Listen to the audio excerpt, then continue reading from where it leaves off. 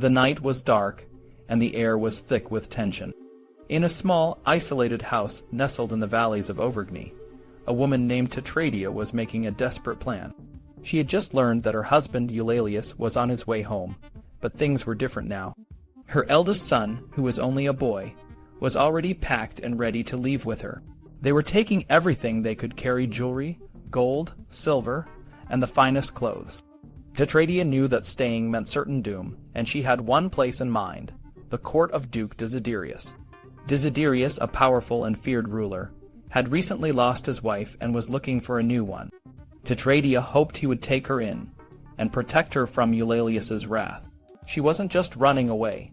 She was planning to marry Desiderius and secure a future for her son. But Tetradia had to leave behind her younger son.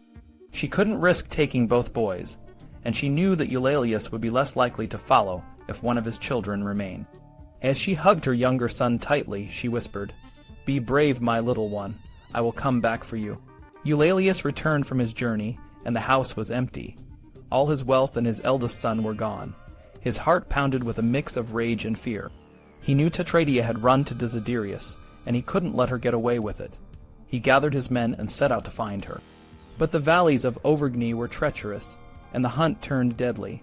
In a narrow passage, Eulalius and his men caught up with Virus, Tetradia's brother.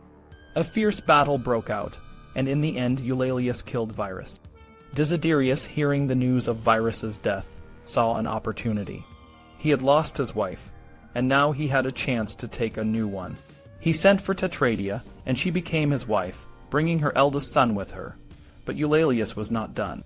He had lost everything, and he was determined to get it back. Eulalius's younger son, John, had been left behind. He managed to escape from the house and made his way to Clermont. There he met a bishop named Innocentius, who had recently taken control of the episcopacy of Rhodes. Eulalius, desperate to recover his property, sent a letter to Innocentius, offering his son in exchange for help. The bishop agreed, on the condition that John would become a cleric and stay with him.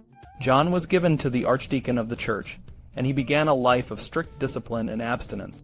He ate barley instead of wheat, drank water instead of wine, rode an ass instead of a horse, and wore the simplest of clothes.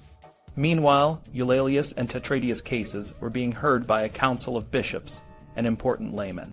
Eulalius, appearing as the complainant, demanded that Tetradia return the property she had taken. The council ruled that Tetradia must restore everything she had taken, 4 times the original amount, and that her children with Desiderius were to be considered illegitimate.